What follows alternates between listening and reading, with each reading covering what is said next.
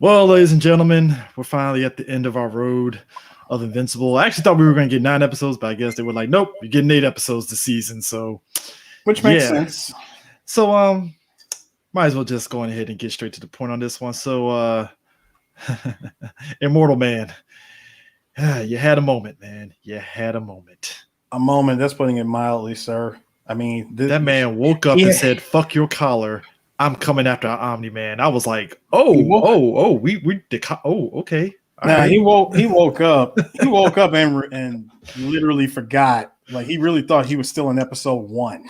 Oh, he woke up like, where the fuck is Mark at? I'm gonna fucking kill him. I'm like, you know what? Nolan, sir. Oh, yeah, my bad. He's like, where the fuck is Nolan at? I want to kill him right now. It really was. Because think about it. The last thing he saw was Nolan doing this, chopping his neck off. So yeah, you are waking up like, where the fuck is Nolan at?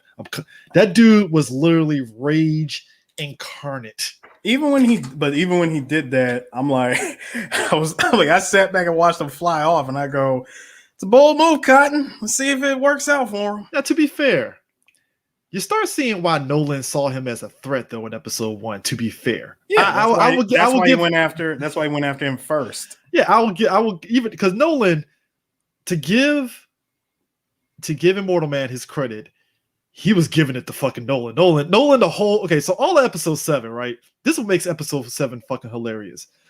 Bear in mind, folks, Nolan up to this point. She finds out, what's her face finds out that Debbie found out that Nolan killed the Guardians, right? I'm laughing at the beginning part of 7 is Nolan trying to figure out how he could turn this around with the apology, and I'm like, that's not going to work, Nolan. You know that, right? That apology ain't going to mean shit. There is nothing you can say or do, sir. It's like, Mark, I just want to tell you something. I'm like, this is not going to go the way you think it's going to go. Just an FYI. It really didn't. I mean, what do you say? It's like you kill. That's like, if I were to put this in the Marvel perspective, that's like coming down to Earth, murdering all the Avengers, and the Avengers know who you are, so they're just as surprised that you're the one doing the killing. It's like, how do you explain that? What is there to say? R.I.P. Donald Ferguson, because oh yeah, like Donald Ferguson, aka the Bobby Hill of this. That's my purse was not going to work. When he ripped, like as soon as he jammed his hand through his back and just grabbed his spine, my man said, I was expecting Mark. I was expecting Nolan to just tell him to get the fuck up out of there. But then as soon as Donald pulled the gun out, I was like, and you just wrote your death sentence, because I'm pretty sure Nolan at most would have let you go. He might have let you go, but come on, man. Because he didn't go after the other two that ran out the building. FYI. No, he didn't. He didn't. So he was willing to let it go. Like, he was pissed that they were observing them, but he was like, all right, you know what? All right, fucking, I know it's Cecil that put you up to it, so you know what? I'll let it fly. As soon as Donald pulled out the gun, I was like, oh boy, no. When he pulls out the gun, I just looked at him. I looked at him like, dude, you're really trying to go about this? You really about that Coulson life. Now, bear in mind. Shout out to Coulson. You really about that Coulson life, man. You off that Avengers 1. Now, bear in mind the comics, because again, this show has made some changes and stuff. At this point, when Nolan did what he did, Donald was still alive in the aftermath of this. So them killing off Donald is a change. It is definitely a change. Again, so Robert Kirkman. Yeah, which, I mean, it's not a bad change. It's not like, Donald. I mean, Donald, good character and stuff, but I didn't feel like it was a betrayal of sorts that you killed him off. I was like, no, I guess they figured they had to kill him off in order to kind of like serve the overall purpose of how dire stakes it is. Because Nolan throughout episode 7 is shrugging off every effort that Donald can put at fucking Cecil was putting at him every step of the way. The satellite, nothing. The Great Value RoboCops, nothing. I mean, they were the only ones that were kind of sort of stalling them a little bit, but yeah, And it's also kind of sick how Nolan just kind of, Cecil pretty much was like, hey, I'm going to keep using these things to bring back these dead soldiers. I was like, oh, I kind of figured Cecil was going to do that. As if that would really work. I mean, he saw what happened against Mark, and he figured that might help. Which, to Cecil's credit, it sort of was working for like all but like 30 seconds before Nolan just shrugged that shit off and just broke him apart. I mean, he really tried to come at him. Like he really tried to come at him on some upgrades. Shout out to the creator being in a fucking net brace and like mumbling and being mad that his creations are getting murked, which was funny. It's like, it's like, get him out of here, get him out of here. It's like, get this foolishness out of my face. I mean, and the thing of it is like the Cthulhu monster that he juiced up on steroids apparently and stuff. It was giving Nolan the business for a minute, and then all of a sudden, as soon as we saw Mark and Eve kind of get there, and I was like, "Oh boy, here we go." You knew, here we go. You already knew what was about to go down as soon as the both of them showed up, because they really tried. They tried to send as many people as they could to be like, look, we just need you not to engage with Nolan just yet. We're trying to see if this monster will do anything. You know, I don't think it's going to beat him. So if anything, it's going to slow him down until we can figure out a plan. I mean, and the crazy, and the thing of it is too, it's just as soon as the twins revived Immortal and Immortal woke up and just snapped the collar off. Because by the way, the robot, we found out that robot. Okay, so there's an overarching plan. I'm not going to spoil it, but like there's an overarching plan on why Robot cloned himself beyond what he told the Guardians of the Globe. Because, I mean, even if you aren't familiar with the story, you're kind of looking at Robot like that's bullshit because you didn't just revive yourself for the sole purpose of just, hey, I want a new body. It's something more to it than that. Of course, it always is. Because you don't be that cunning, conniving, and then it's like, oh, well, it's something else. Like, no, motherfucker, you know. But the Guardians, you know, they bought it to the degree that they did. So I'm like, all right, we'll see and stuff. Guardians are looking confused because they're like, why is Nolan fighting the Cthulhu? What the fuck is going on? And I would say this, Cecil is a very cold-hearted dude because I can never do what he did with him teleporting around Nolan. And I thought the part where he teleported and he saw his tie get fucking broken off and he breathed that sigh of relief like, oh shit, that could have been that was my ass almost. Like, ooh, that was close. I almost ooh, that was close. I almost got fucked up.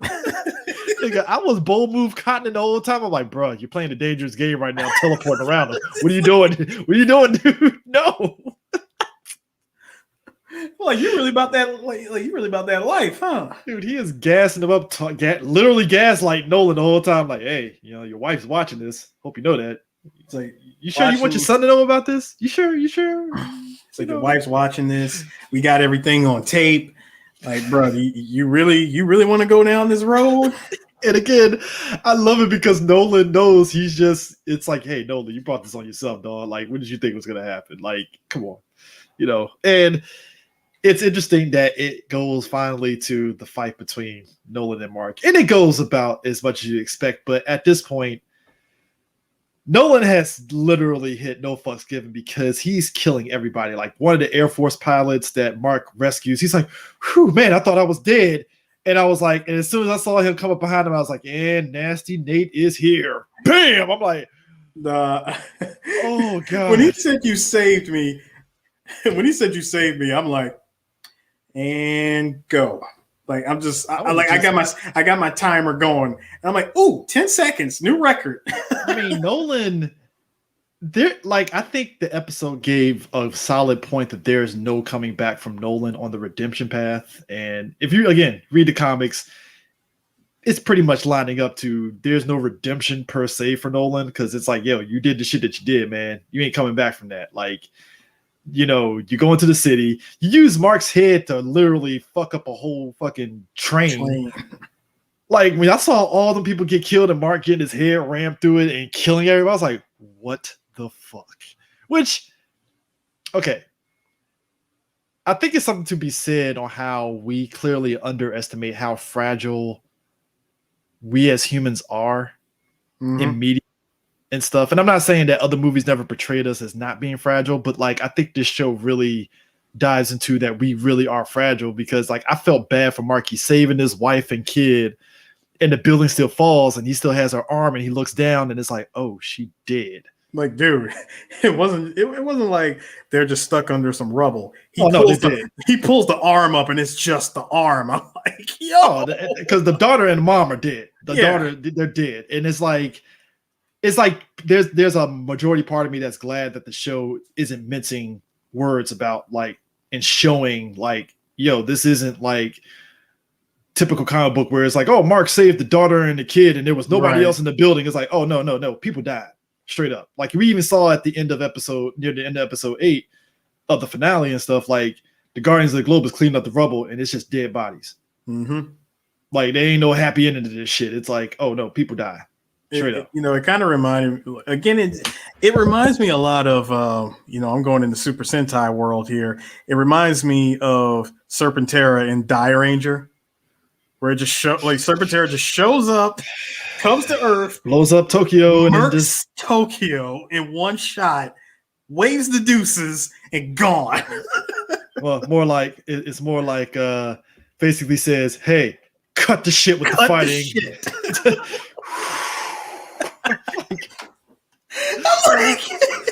So we just out here just black hole in fucking Japan, and then we just peace out and dive. All right, guys. All right.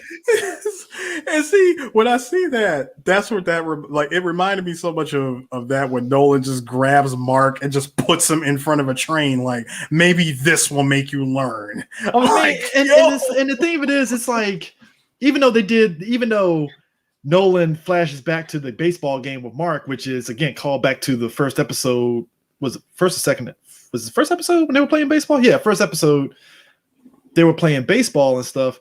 It's a callback to that, and it's like, oh, that's why Mark and Nolan play baseball. Okay, that makes sense and stuff. But like him flashing back to that moment, and that's what makes him stop short of literally caving in Mark's face, like he just came out of fucking Rocky IV and shit. And he went to work. Plus, no.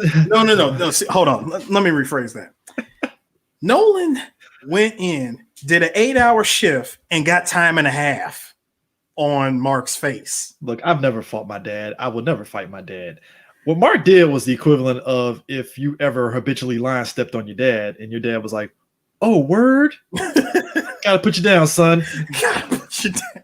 I have never crossed my dad in any sort of way that he would do that, but I gotta imagine I will probably get the equivalent of that. Maybe he won't beat the shit out of me that bad, but it'll probably be like, "Hey, I gotta put you down, man." Nah. And like the fact that Mark punches Nolan and only got like a blood on the side of his lip, and Nolan was like, "Really, dude?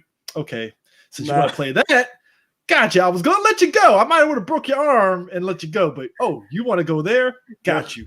Really, it was when Nolan looked back at him, he says, "I just wanted to talk, son, but you took it here." It's weird, but it's like again, Chris. Look, again, it's that punch. One punch, all that for a drop of blood. but it's weird too because I got U.S. Agent in episode 5 of Falcon Winter Soldier when he's looking at Bucky like, "Why did you make me do this?" I'm like, "Bruh, nobody made you do this. What made you do this? Nobody told you to be evil, dog." Like, I'm looking at Nolan like, "Hey, Nolan, nobody told you to beat the shit out of your son. You could have just flew out in space and just kept it moving like you did at the end of the episode. No, you wanted to beat the shit out of your son. Like you could have just did that. Like just like how you were not there to help your son when what's his name? When Battle Beast. Literally Negan. I'm saying you literally sat there and watched Battle Beast Negan this man's chest. I'm like, "Why are you making me do this, Mark?" I'm like, "Bruh, like you could have stopped like at any time. This is you. All right, just own it." Now, bear in mind, folks, this is just a tip of what a Vitrilium can do. Like Mark, Nolan, like what you saw. That's the Vitriliums in a nutshell, right there. When they're fully unleashed, that's what you get, And we get some backstory about not just the planet, but the Vitromites. Think about if the Saiyans, the Vitromites of what if the Saiyans really were cutthroat to where they were only the strong survive tip, because the Saiyans if you think about it, they weren't that fucking ruthless and stuff when it came to only the strong survive. We only saw it with Broly, obviously, and stuff, but I think that's the And it only one. depends on and that depends on which version of Broly you're looking at. Yeah, but I mean, Broly's OG Broly or retcon Broly. I mean, but like I would give even with retcon Broly, that's the first time we saw the Saiyans like, that guy's not really that strong. Are you sure he can do this? But they weren't out here genociding each other. It was like, nah, like if anything, Frieza was the one that started the genocide. So it's like off rip.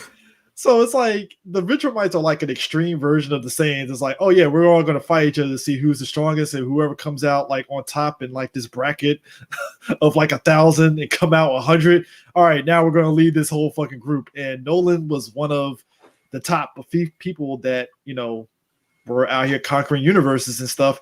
And as with anything and stuff, the Ventralites realized like, yo, our thing, we're spreading ourselves pretty thin here because we're fighting all these planets. We are getting some casualties, but we're still, pretty much taking over and we're spreading thin. So you know what? We're going to get one person to go to each planet and kind of, low-key take it over.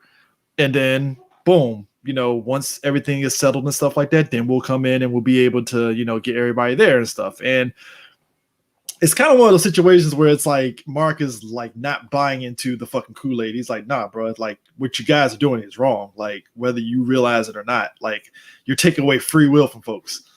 Straight up. Like even with the caveat of, hey, we can cure your diseases and stuff. I'm like, but like people still gonna be they're under slaves. Like they're under your control.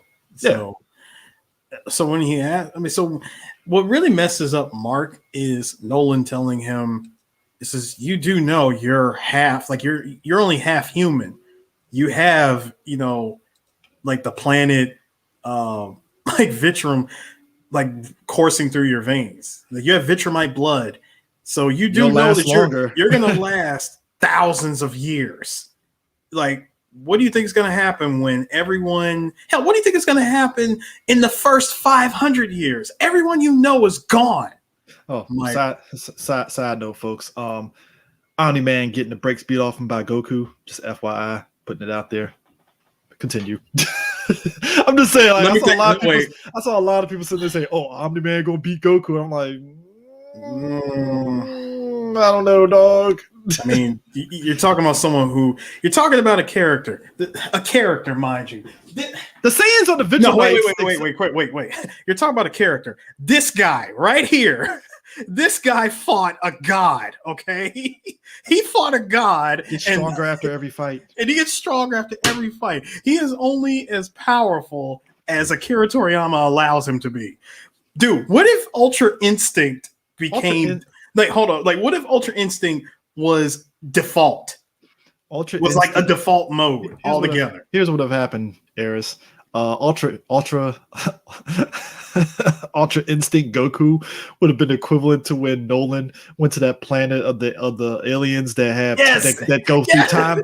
He would have wrecked all them motherfuckers for free, except he would have left them alive and be like, all right, guys, get stronger. We'll fight again. It's like, get stronger and come at me, bro, later. Only difference is Nolan would have been like, we can't get stronger. Fuck. So I'm not buying that whole. Yeah, I'm not buying that. I'm not buying that whole Goku is going to get washed by Omni-Man. No. Now Homelander, yeah, Omni-Man is beating the brakes out of Homelander. Yeah, like, that's not even there. But anyways, keep it level. But I just like how Nolan just beats Mark up to the point where he stops himself and just ends up flying off, and the tear rolls down his eyes, and he flies off and stuff. And I was like, holy shit! Like that single tear. That father tear. Yeah, and it's wild too, because it's like on top of that, he literally says to Mark, when Mark is trying to say, "Don't you love mom? Don't you love us?" And he's like, "Your mom was just a pet to me." And I was like, shit. No, you got hold it. You got to do it right, CJ. Of course I love your mom, but over time, she's been more like a pet. There was so like Debbie was just like there was so much venom. Like the knife was just digging in further as he was trying to find words. He was just searching for the words to say. And of all things, you landed on pet. Okay. I mean, holy shit. That's a dig. And then, then to make that dig even worse, Debbie is hearing all of this. Oh, Cecil. See, here's the thing. Here's how much of an asshole, but I understand it. I respect it. Cecil is. Cecil was like, "Oh, I'm recording all this shit because I'm not going to leave any doubt." Mm-hmm. And I guarantee you, this shit's going to get leaked on the internet. Because I mean, let's be real, government shit always get leaked on the internet and stuff. But like, Cecil did that shit because he didn't. I feel in my heart of hearts, beyond him being a douche, Cecil did that to not leave any doubt in Debbie's head that there's some good left in Dolan, at least from his perspective. Yeah, and stuff. So he was like, "No, you're gonna hear this shit. If I gotta hear it, you gotta hear this shit." And even Debbie looked at it, like I said, I think we talked about in the last recap where Debbie was like, "You're a fucking asshole." He's like, "Yeah, I know. I'm well aware I'm an asshole, and I hate myself for it every day."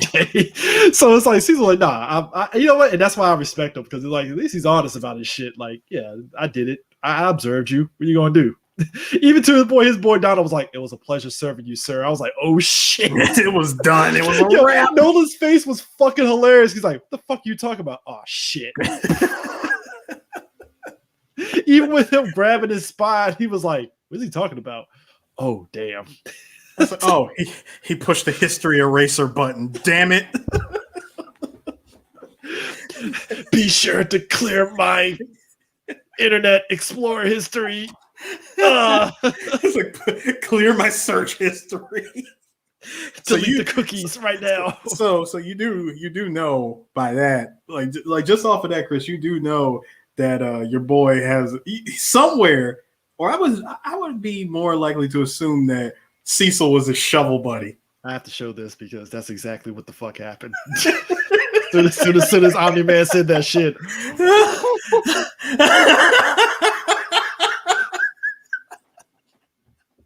It must be shown. Like I said, I'm sorry, dog. It's so fucked up because it's like I'm sorry. I should not be laughing at that harder than I am. I mean, you know what, but it's like you can't help but laugh. But it's like the bluntness of Nolan throughout that whole fight. He was like, you know what? All my shit is aired out there. Fuck it. I might as well just be blunt and to the point. Yeah. Like that's on some like, yo, this is why I say he's on par with fucking Shinji's dad from Evangelion. Shinji's dad outright looks at him like, yeah, I fucking hate you, son. I don't like you at all whatsoever. No, but I'm sorry, man. I'm still going back to my man saying it was an honor serving you. Please delete my internet history. Again, so by him saying, just off of that, Cecil is his shovel buddy. I mean, that's a shovel. And for anyone wondering, like for anyone who wants to know what a shovel buddy is your friend that you share in confidence that when I die, go on my computer, here's my password, delete everything. I don't want my family knowing about my search history. So like, here's the password, delete everything. So in life, please have a shovel buddy. Oh my god, man. I felt bad for old girl that said fuck this shit and tried to roll out the house, and Nolan punched her so bad that her body literally did a 180 on her upper torso when she's reaching for the house. And I'm like, oh shit. Yep. And I'm mad because Nolan picked over like, what the fuck was she reaching for? Son of a bitch, that house. I was like, yo, I like how Donald was like, ah shit, he knows. Get the fuck out of here. Get out of here. Like, everybody, please leave. Leave now. Just Kool-Aid man. Hey, Kool-Aid. Everybody got murked. Oh my god, man! The Air Force pilot one that hurt me, man. I was like, yo, he thought he was good to go. My man thought he was gonna go home and be a family man. Not today. I mean, at least it was a quick death. Can you imagine if he tried to run and it's like, well, Invincible can't save him because Nolan would have murked the dude before Mark even got there. So it was the fact that he had the nerve to look at Mark and say, why'd you go through such effort, son? And that's what Merc. And that's what made me laugh because he's all blaming Mark for the destruction. I'm like, Nolan, this is on you. You didn't have to do this. I mean, there's better ways to do lessons other than doing this, but okay, just saying how to make your son and wife hate you for life. Exhibit A. As a matter of fact, this was on some what's his name? God, this is on Breaking Bad level. It was Like the the line and that. Oh, go ahead. I'm talking about the moment where Skylar finally had enough and said, "Get out of the house." Well, I And mean, even and then she attacks Walter with the knife, and then even his son turned on him and called the cops. I And what mean, does he do? He runs out of the house, takes his like his daughter, a yeah, freaking get in baby, the car and bounces. and just get in the car and bounces. My man rolls out, but at the same time, he was smart. He's very smart. You know, he basically set it up to where once he got on the phone, knowing that the phone was being recorded, he basically removed her from being like an Part of accomplice. the accomplice to the situation and stuff. Which that was at that point. That was Walter was at that point where he was pissing off everybody. I mean, to this day, I'm looking at him. I like how Mike unfortunately met his end by virtue because he basically called out Walter on the shit like motherfucker, you had a good deal going with that. You had a good deal going with what's his face and stuff. With Gus. With Gus. You killed him. You fucked it all up. You know what? Fuck you. I'm out. And I was like, yo, I like how Walter was like, this motherfucker has a point. But he gotta die. And I was like, Walter, let him go. He aired you for filth, and he was right. Mm-hmm. I was waiting for somebody like if Skylar had said that, it wouldn't have hit. But Mike saying it was funny because Mike was literally front row center to all the bullshit. It was like, God damn it, Walter, you had a good thing going, and you let your goddamn ego get the best of you. God damn it, man, you were there. Like, why would you fuck this up? You fucked it all up, man. And that's exactly how I felt about Omni-Man. Like, you were really trying to sit on this whole idea of coming to Earth, becoming a family man, and really thinking that, maybe I can do this. I mean, he could have lied. I mean, hell, he could have lied to Cecil and said, "Hey, I killed the Guardians of the Globe because the Viltrumites were going to kill me or some shit." Now, do I believe Cecil would have bought the story? Probably not. Because it's Cecil. It's Cecil. He smells Cecil. Bullshit a mile away. It's Cecil, and you got your boy who's stuck in hell. He was already close. He was close episode 2. By episode 2, he had already figured it out. Yeah, that's why Nolan looked at him like, this motherfucker already knows. God damn it, I'm done. Like what was his name again? Dark Blood? Yeah, Dark Blood. Like with Dark Blood, he already figured it out. Again, I keep going back to Breaking Bad. He was on that Hank level. All he needed to do was just close the garage when Nolan in the room and just punch him in the face. I mean, because that's what made it funny because he was looking at the scene, and what made it even more funny is because it makes it even more funny that it took Cecil a minute to pick up on being suspicious of Nolan, but yet, oh boy, as soon as he got to the crime scene, yeah, this is bullshit, man. You know that, right? You know that, right? Ain't no fucking way. Come on, dog. Come on, man. Come on, buddy. Come on, buddy. Cecil looking at him like, you're just crazy. And I'm like, nah, that nigga ain't crazy. He knows exactly what he knows exactly what it is. Like, dude, he figured it out by episode 2. Also, the motherfucker from hell, I'm pretty sure there are worse people that came to hell doing the same exact bullshit. So you already knows, yeah, Nolan's full of shit. And the fact that you're trying to send me back, like he said, you're sending me back, and then you had the nerve, like, that's why I say, I would say I'd see you in hell, but nah, there's far worse places that you're going. Oh, and I loved him too because I like how Nolan tried to strong arm him, and he just looked at him like, that ain't gonna work, right? It's like that doesn't work. That doesn't work. Oh, you kicked over a desk. That's cool. I mean, okay, cool. I mean, I'm still gonna investigate you, but do whatever.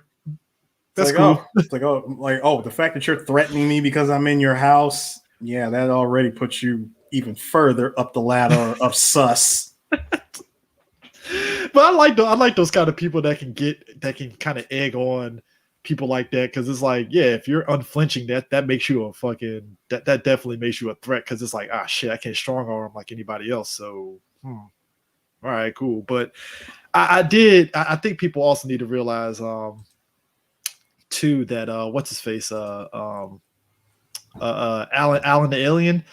So now I had to think back to this. So you remember, I think it was episode 2 or 3 that Mark fought Alan. Was it 2? I think that was, I want to say episode 3. Yeah, episode 3. he's fighting him right now. It was funny that Nolan sat there and was like, "Yeah, me and Alan, we fight all the time, and we always, fight." And then he just goes off and stuff, right? It made me think when he came back to war, Mark of the Vigil Knight and stuff. And he's like, "I was like, yeah, I know. Sit down." I had to sit there and think. I was like, he grabbed a moon rock and put it down and said, "Here, have a seat." I had to sit there. I had to sit there and think for a second. If Alan actually got there, him on top of Immortal Man, Alan would probably been the other person that actually could have fought Nolan the whole time. He could have been fine. Because clearly, if him and Nolan fought before, and it kind of ended in a tie, that means Alan definitely is pretty powerful in his own right. Mm-hmm.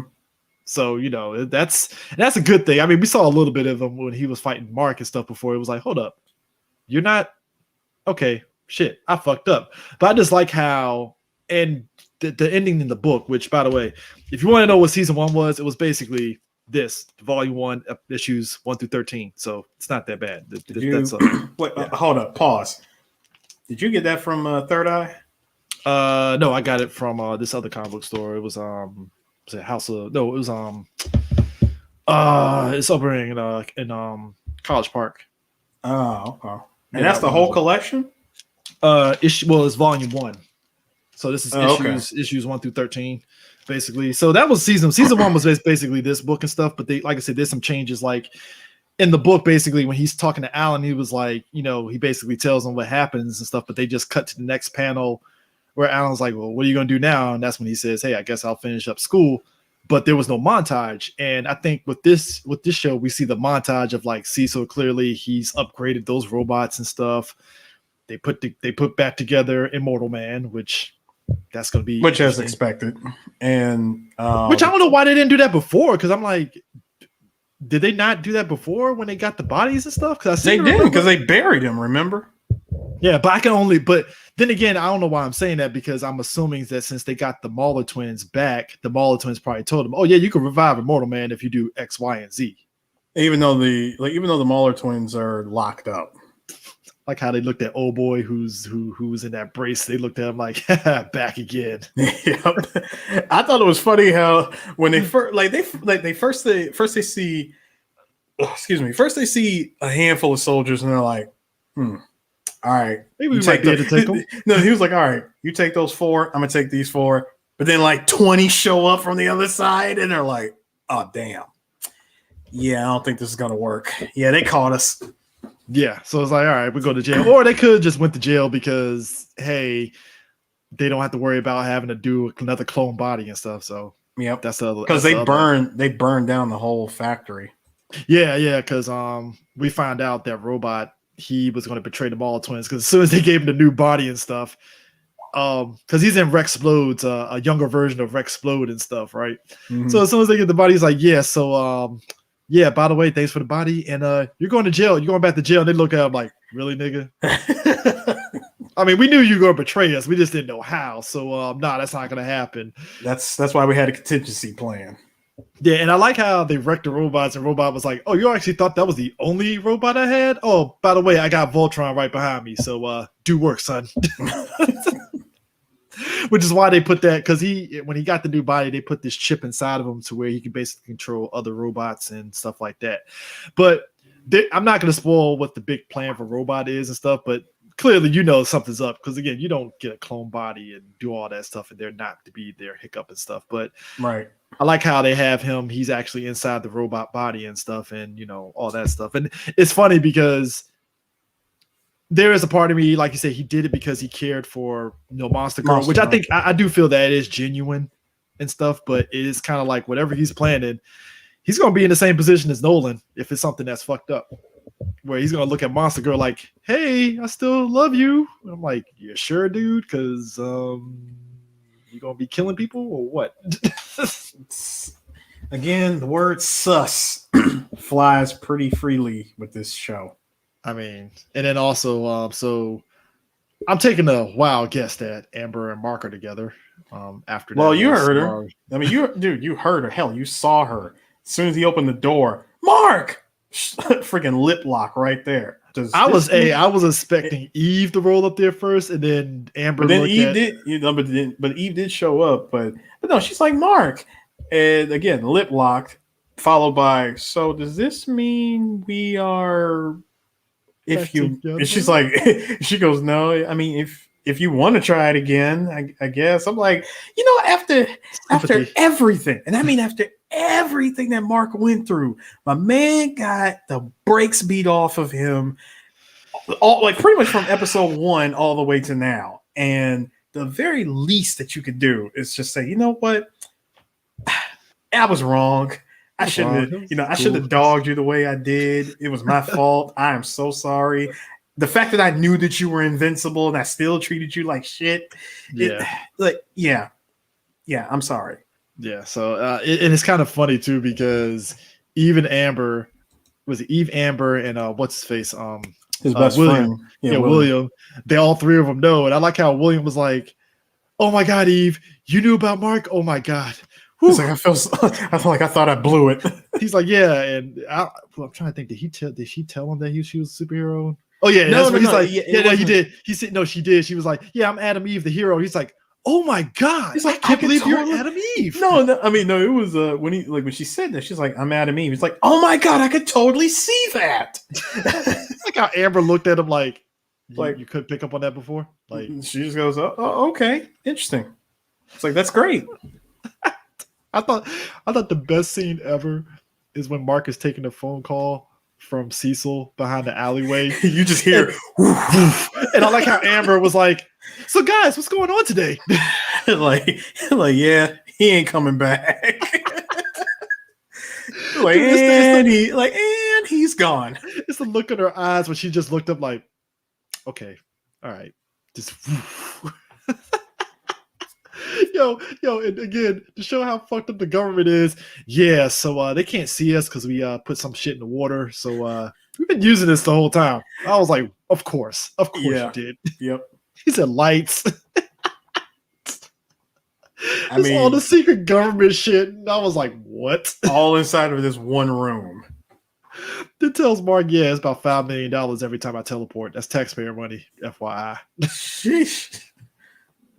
Nigga spent like $25 million trying to dodge fucking Omni-Man. Like, goddamn. And almost got killed in the process.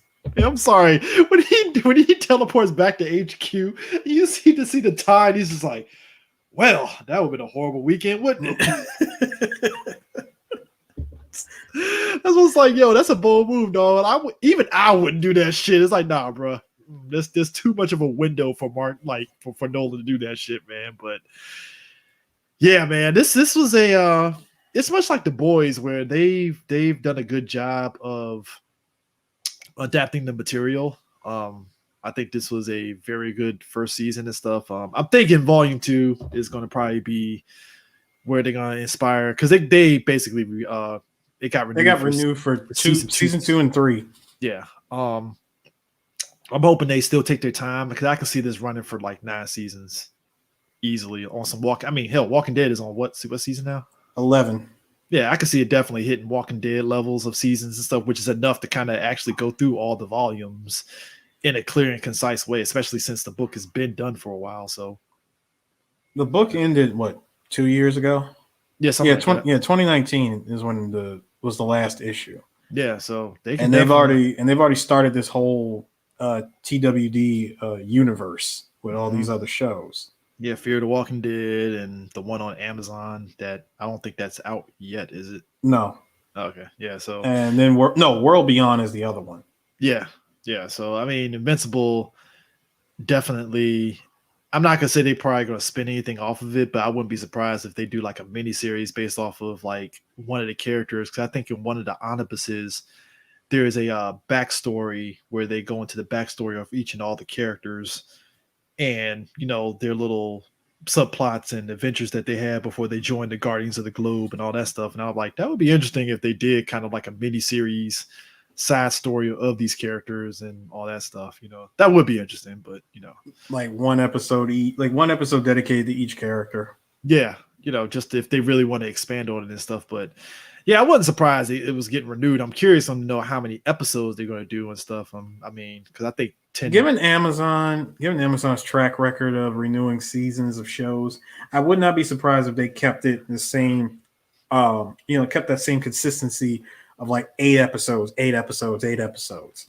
Yeah, I mean, they it didn't really feel like they rushed any other stuff in these 8 episodes, and I think maybe because they actually got a legit damn near an hour per each episode and stuff, and there's no commercials. Right, it's like straight play it out and stuff. It's kind of like Falcon Winter Soldier, where you got like a solid like 42 minutes without, when you take out the the Marvel opening and then the credits and stuff. It's like 42 minutes, which is pretty good. That's, I mean, to be honest, it's way better than what WandaVision got. That's just me.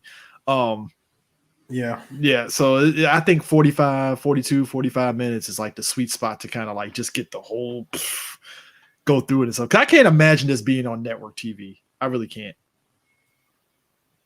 I don't know if AMC would ever show something like this. I could see them doing it. It could be on, I don't know about network, but it would definitely be on cable. Oh yeah, like HBO.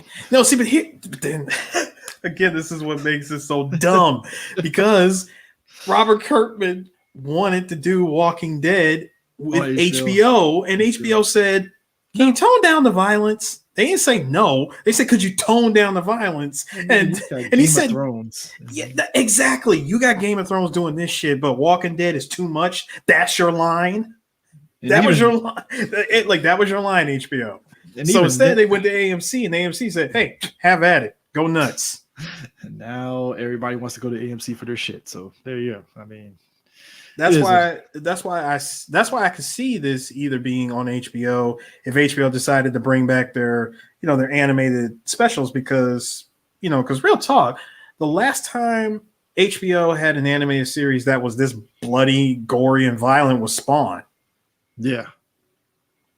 So yeah, of course that was the 90s. So unless HBO forgot its roots when it comes to animated violence, I would hope that they will put this on, but since it's an Amazon exclusive, this ain't going to network television. Yeah. So, but it was, like I said, good season and stuff. Yeah, I'm excited for what season 2 or 3 are going to bring. Yeah. So, I think you put it. You definitely hit it on the nose on the aspect that if you're familiar with Kirkman's writing from Walking Dead, then yeah, you'll like Invincible, because it's like the sensibilities of Kirkman just oozes out, and it's like, yeah, that's some Walking Dead shit right there. Yep. Every time, look, you heard me say this from episode 1. Anytime you're reading or watching a Robert Kirkman project, if anything is going good for more than 20 minutes, bad shit always follows. Mm-hmm. Something horrible always goes wrong. Nolan went on his Negan tip on fucking with Battle Beast. Which, by the way, shout outs to Stephen Yeun. Stephen Yeun, your boy, man. You cannot catch a break working with Kirkman. Dude, Battle Beast. Hey, if we're being honest, technically Battle Beast prepared him for Nolan. Battle Beast prepared him for Nolan, but I'm just saying, throughout your time working Battle Beast, Battle Beast stopped and was like, "This is worthy of me." But throughout your time working with Kirkman, I mean, come on, you played Glenn, and you saw what happened with Glenn, in season 7. Then you play Mark, and God, Battle Beast was just the beginning.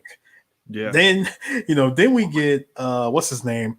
We get Nolan giving Mark the Kratos Zeus special from God of War 3, the one where you're just constantly pressing the circle button and he is just punching and punching and punching until the screen turns red. If he could, he'd probably do what he did what Kratos did to Hercules and just throw a whole ass fucking circle on his head and just outright kill him. I'm like, man, and to think Hercules, Kratos actually was going to let you live, because he was like, hey, dog, I don't have no beef with you because I know what Zeus did to you. All right, like, come on, dog, I don't want to fight you. You could just let it go. So come on, man, we're supposed to be brothers. Just saying. He literally, I know we're off tangent, but that had to be the funniest shit ever. That was the only person Kratos was like, I was gonna let you live, man, because I know Zeus was treating you like shit too. I mean, could just turn your back on this and just let me do what I did. And I'm like, yeah, Hercules, you got a point. You could just step to the side and just let him walk through. Sure, you wouldn't have had the gauntlets, but you know what? cool. Let me be great. All right, let me work. Nah, Hercules is like, nah, nigga, I gotta flex to get back in Zeus' good graces. I'm like, Zeus doesn't like you. He doesn't like you. My man sent you on a trip to go find an apple. Yo, Zeus is a dick. If that ain't the biggest sign of you ain't shit, I don't know what else. Thank you. It's like, bruh, the man does not like you. Get the fucking picture. I was still at the Mark throughout the whole episode. I was like, Mark, your dad doesn't like you. Stop it. Stop it. He just wants you to work with him. Reminded me of that shit from Kung Fu Hustle when the dude got his head punched in. He's like, are you done? Yep. He picks up the thing and hits him in the head.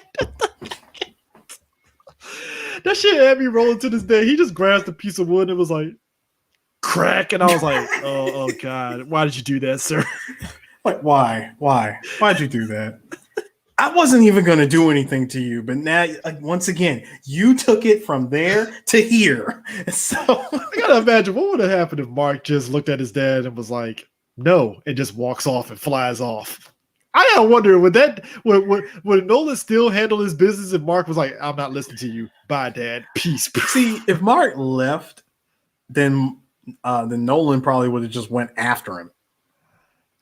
I think he just would have chased him down, like, son, we have to talk. Fuck off, Dad. It's like, son, we have to talk. Or would you like for me to run the fade? Then again, if Mark did say fuck off, Dad, no, that probably would have inspired for Nolan to be like, oh, fuck off. Wham! I'm like, oh shit. Yo, he just told you could just give him some space, man. It's like, nope. Once again, he took it there.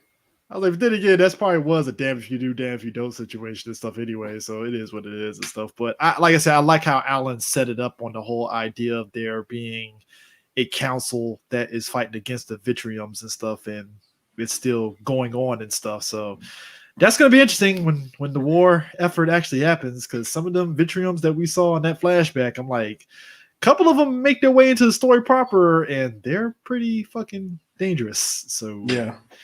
I'm since the because you said you got the first volume. Oh yeah. And, do you have all of them? Volume 2.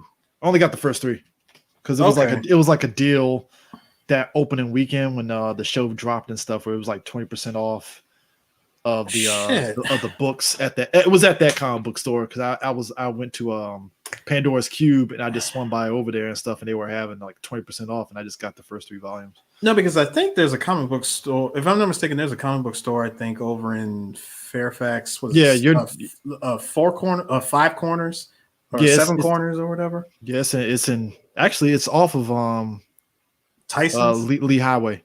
Okay. Yeah, one in Lee Highway. It might be one in Tyson's. It might be one in Tyson's. I mean, Tyson's probably be your best bet and stuff. I mean, either way. I'm definitely gonna I definitely need to go to my local comic book store and grab some stuff. Yeah.